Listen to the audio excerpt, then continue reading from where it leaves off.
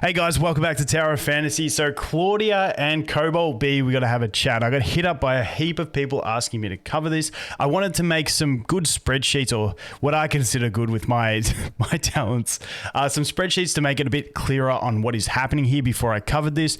So hopefully this can help you guys understand what these changes are and what's happening here. So this stuff, I'm a fan of changes, so I'm hoping this stuff comes through, but I just want to show you guys here that this is leaked over on Twitter by Sova. Now, Sova did a bunch of leaks and stuff like this before the launch of the game about Nemesis and all that stuff, which came through. So, as reliable as you can get, but still take all this with a grain of salt. It looks like this stuff may have been taken from like a test version of the game, or possibly data mined. I don't know which one, but either way, even if it is data mined from the current version or from a test version, it is not in the game yet, so it can be changed. But I thought it's worth taking a look just because I know people are very interested in this stuff. The global is changing a lot of stuff, so it's good to see. Like I said, I like the balancing changes. I like maybe meta shifting and stuff like that, so that we're not just following CN, because that is boring as fuck to me. But I know a lot of people get pissed with changes because they just want to plan 3 years in advance and that's all they want to do. That's not me. I like spiciness, so we'll see what happens. But basically, the TLDR version of what is happening here is that they are both, looks like they're both getting their resonance for their elements.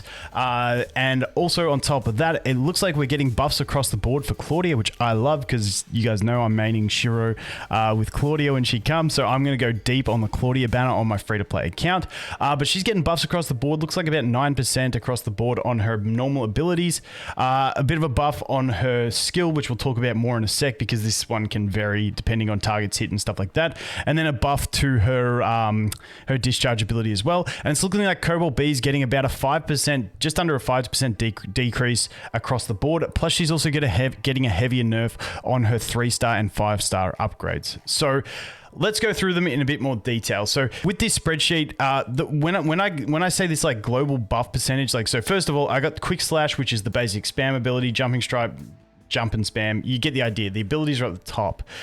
This is the total. This is all the different hits. Like this one hits 5 times. These ones can hit up to 6. Yada, yada, yada. The buff percentage here is 9%. That's meaning that 453.6 is 9% more than 416. It's not like from 416% to 453% is, you're like your 37%, whatever it is. This is like actually the mathematical percentage increase in the multiplier. So keep that in mind. Sorry if I fucked any of this math up. I tried my best. I'm not a super genius, but I'm competent, I like to think. Also, I did round everything down to 1 decimal point just to make it look a bit cleaner. So there will be some rounding in these numbers, but these were all, executed based on a formula, as you can see. So, it should be pretty accurate. So let's get into it. Once again, apologies if any of this math is wrong. Check the pinned comment if I fucked anything up, and we'll cover it there. But basically, we are getting buffs across the board on every strike of these multipliers. And like I said, basic attack, 9% increase. Jumping strike, 8.4% increase. The basic hold ability, 9.1, 9.1, 9.1. Now, Claudia is heavily used, and this is why I think they buffed these abilities more, but because normally in CN she's used as a buffer, and it mainly comes from her, discharge and skill. So if we look at this again, you can see at 1 star, each time when a skill or discharge skill hits a target, a stack of damage boost is granted, yada, yada, yada. So that's from her skill and discharge ability.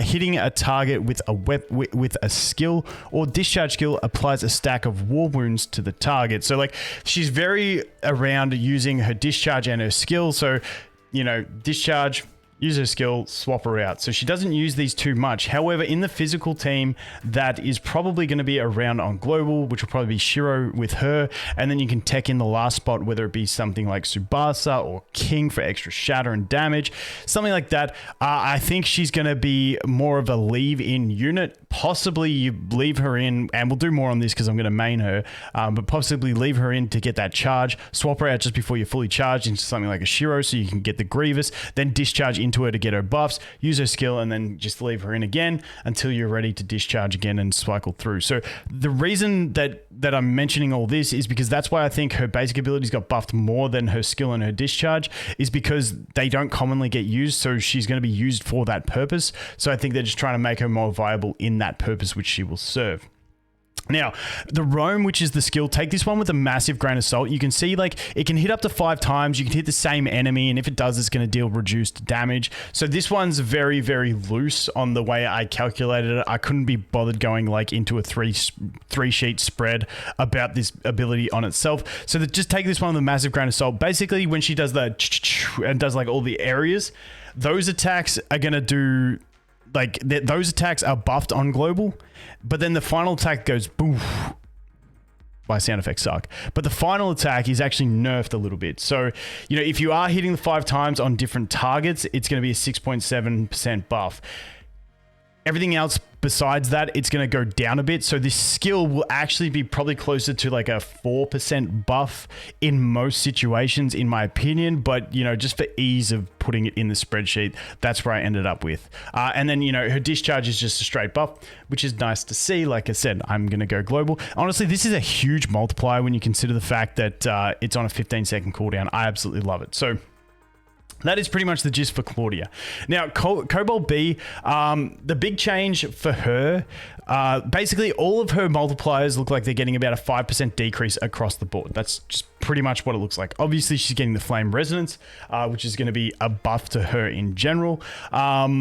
Now, some of these abilities do, like the second ability, this little bit is an AoE, so this could hit more times and do all of that. But once again, for the ease of use of placing it into this spreadsheet, I just left it there. And yeah, it rounded out to be just under the 5% for all of her abilities. Now, the big pain for her comes in her star upgrades at her 3-star and 5-star.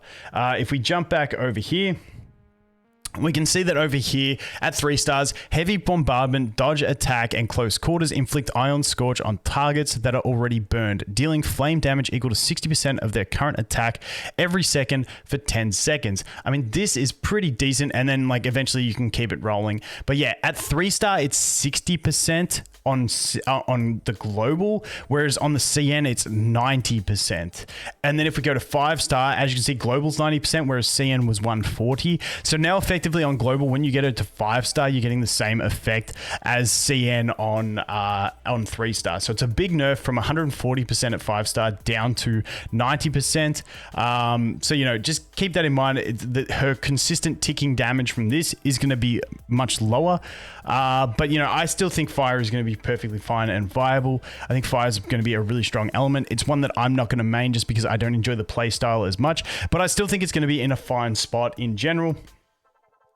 Just the way fire is looking, and if we're rushing to 2.0, which means we're going to get Ruby faster, then it's even better for the fire mains out there. So, you know, I don't think Cobalt's wrecked by this. I don't think Claudia's god tier. I just think it's sort of squeezing the field. I still think the biggest interesting change to me is the Frigg one, the nerf to her dodge skill.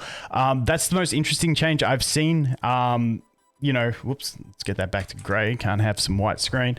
But that's the most interesting one. These two I don't think are too horrible. You know, I'm a bit biased because I want the main physical. So, you know, come at me. But that's pretty much what we're looking at for the changes that have been leaked. Once again, I'll keep you guys updated if this does actually come into the game. But hopefully that makes some sense to you guys. You know, decent buff for Claudia, small nerf to Cobalt's abilities, and a pretty big nerf to her 3 and 5-star.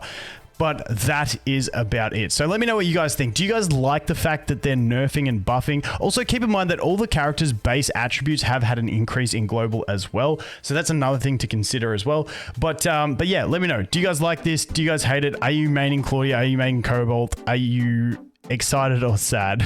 Essentially, I'm excited. I know a lot of people are sad. But anyway, thanks for watching. Hope you have an awesome day, and I look forward to seeing the next one. Cheers.